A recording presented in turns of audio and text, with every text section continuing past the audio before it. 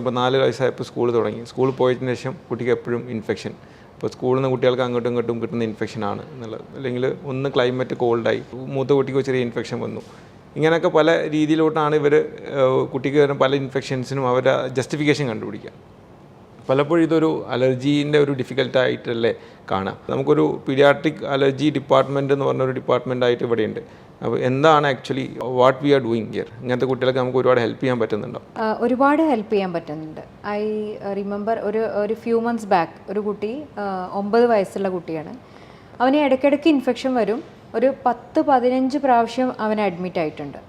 അവനിപ്പോൾ actually 4th സ്റ്റാൻഡേർഡിൽ എത്തേണ്ട കുട്ടി 2nd സ്റ്റാൻഡേർഡിലാണ് പഠിക്കുന്നത്. അപ്പോൾ മദർ ചോദിക്കുന്ന അവന് എന്തെങ്കിലും ഇൻ്റലിജൻസിന് പ്രശ്നമുണ്ടോ, അത് നോക്കേണ്ടതുണ്ടോ? Actually his IQ is really good, ഒരു കുഴപ്പമില്ല. അവൻ്റെ ഈ ഒരു ഇടയ്ക്കിടയ്ക്കുള്ള ഇൻഫെക്ഷനും അഡ്മിഷനും കാരണം അവന് സ്കൂൾ മിസ്സായി. അത് കാരണം അവന് സ്കൂളിൽ കറക്റ്റായിട്ട് എത്തിയില്ല.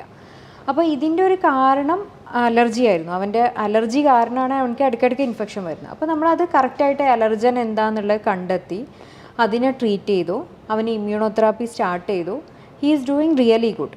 അപ്പോൾ പലപ്പോഴും അതാണ് സംഭവിക്കുന്നത്. അപ്പോൾ അത് അലർജി ആണെന്നുള്ളത് പാരൻസിന് അറിയുന്നില്ല. എല്ലാ മാസം അല്ലെങ്കിൽ 2-3 മാസം കൂടുമ്പോൾ ഈ ഒരു ജലദോഷം, ചുമ, കഫക്കെട്ട്, അപ്പോൾ അതിന് മരുന്ന് കൊടുക്കുന്ന ട്രീറ്റ് ചെയ്യുന്നു. ആ രൂപത്തിലാണ് വരുന്നത്. അത് എന്തുകൊണ്ടാണ് അലർജി ആണെങ്കിൽ അതിനെ ട്രീറ്റ് ചെയ്യുക, അല്ല വേറെ എന്താണ് റീസൺ എന്നുള്ളത് നോക്കിയിട്ട് ട്രീറ്റ് ചെയ്യാണ് വേണ്ടത്. ഈ അലർജി ഉള്ള കുട്ടികൾക്ക് തന്നെ നമ്മൾ പലപ്പോഴും കാണാൻ ഈ മൗത്ത് ബ്രീത്തിങ് അല്ലെങ്കിൽ സ്നോറിങ്, കൂർക്കം വലിക്കുക.